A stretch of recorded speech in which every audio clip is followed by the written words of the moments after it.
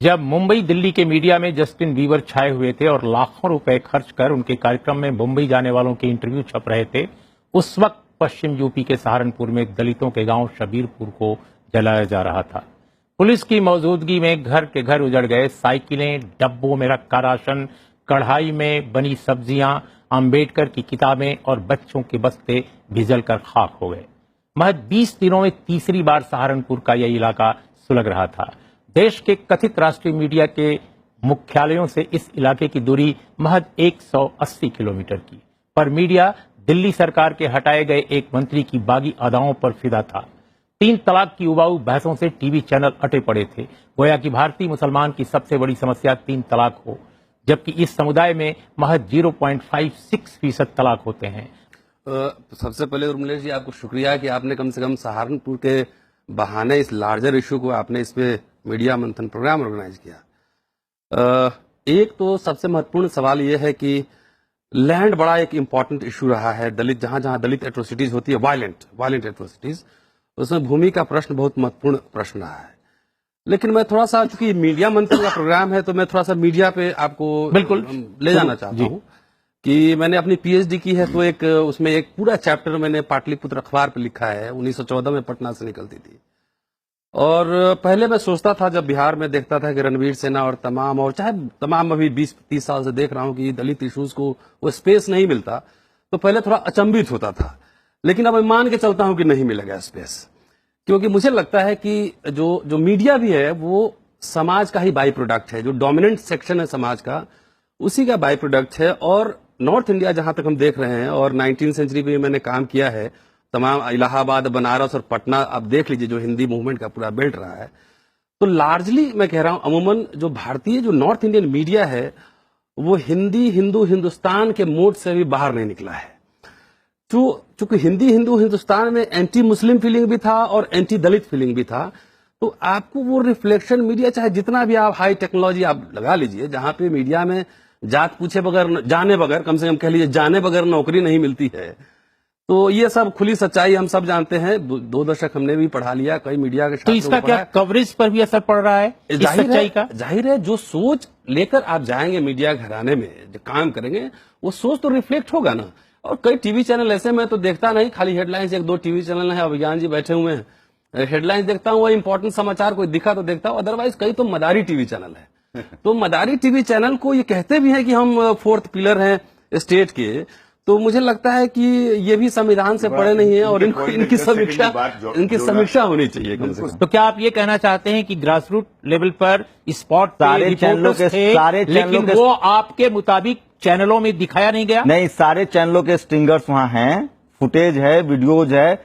जो decision maker लोग हैं, जो संपादक हैं, जो सीनियर प्रोड्यूसर हैं, वो अपने स्तर से फैसला करते हैं, वो खबर नहीं चलवाते हैं। मेरी बात मैं आपकी बात समझ गया। दूसरी बात जो मैं आपसे पूछ रहा हूं, जी, सवाल का जवाब दें कि शब्बीरपुर में क्या पुलिस मौजूद थी? अगर थी और आपने घटनास्थल पर जाकर देखा, तो पुलिस का क्या रोल था? क्या ये बात मीडिया में आई है?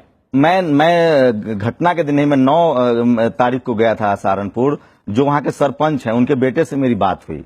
उन्होंने कहा कि मेरे फादर ने 2 दिन पहले पुलिस को इन्फॉर्म कर दिया था कि लोगों का जमावड़ा लग रहा है। जब मैं वहां गया, जो विक्टिम थी, महिलाएं थी, मैंने उनसे बात की, तो उन्होंने कहा कि आगे पुलिस वाले थे, पीछे पुलिस वाले थे जी। 5 दिन, सुबह 10 बजे भीड़ आती है और वो शाम 5 बजे तक लगातार, क्योंकि 50 से 60 घरों में 10 मिनट 1 घंटा के अंदर हमला नहीं हो सकता है। एक महिलाओं को घर से खींच कर नहीं मारा जा सकता है, उसके लिए टाइम चाहिए। एक पुलिस वाला जिससे मैं बात करने की कोशिश कर रहा था, उसने मुझसे तमाम अपनी नौकरी की और सारे हवाले दिए। उसने कहा कि भाई साहब, बताना तो बहुत कुछ चाहता हूं, लेकिन बता नहीं सकता, क्योंकि मेरी नौकरी है, मेरी मजबूरी है। और ये सच्चाई है जो मुझे विक्टिम्स ने बताया, जो वहां के इंजर्ड लोग हैं उन्होंने बताया। मैंने अपनी आंखों से तो नहीं देखा, लेकिन जो विक्टिम्स ने बताया उसके अनुसार आगे भी पुलिस वाले थे, पीछे वाले थे, और पेट्रोल बम बोलते हैं उसको, वो लिए हुए थे, तलवार था, और मतलब लोग फायरिंग कर रहे थे, गोलीबारी हुई। रतनलाल, मैं ये जो भी ब्यौरा ये दे रहे हैं, उससे आपको क्या लगता है एक समाजशास्त्री हिस्टोरियन के रूप में, क्या इसके पीछे कोई राजनीतिक कोण भी है, कोई पॉलिटिकल एंगल है क्या? क्योंकि चुनाव तो खत्म हो गए, शायद नगर निगम वगैरह के चुनाव, स्थानीय निकाय के चुनाव आने वाले हैं, लेकिन इसमें एक नया पहलू उभरता है कि जुलूस निकालना, शोभा यात्राएं निकालना महापुरुषों के नाम पर, कोई नेशनल, कोई रीजनल, कोई जातीय ध्वजवाहक इत्यादि इत्यादि। ये जो ट्रेंड है, क्या प्रशासन इनके लिए एक अख्तियार नहीं कर सकता है, एक नजरिया कि भाई हम कब निकालने दें, कब न निकालने दें, क्यों निकालने दें किसी भी बात पर शोभा यात्रा? झारखंड में हमने देखा है, जबकि रामनवमी के जुलूसों में हमेशा दंगे होते रहे हैं। तो ये जो हिस्ट्री है, क्या लोगों के सामने नहीं है? क्या आपको लगता है कि मीडिया का दबाव नहीं है, मीडिया रिपोर्ट नहीं कर रहा है इन चीजों को, इसलिए ये हालात खराब हो रहे हैं? ये जो प्रश्न है ना, ये मल्टीपल एंगल है, इसमें एक एंगल से नहीं देख सकते हैं। और जो मैंने काम किया 1914 की अखबार का मैंने हवाला दिया, पाटलिपुत्र पटना से निकलती थी, और जो मैं एक पूरा कंटिन्यूटी जो ट्रेस करने की कोशिश कर रहा हूं, ये मीडिया ऐसे ही रहा है कि उस समय भी जब अखबार आजादी की लड़ाई के पहले, आजादी के लड़ाई के दौरान का मीडिया और आज के मीडिया में कंपैरिजन रतनलाल नहीं हो सकता।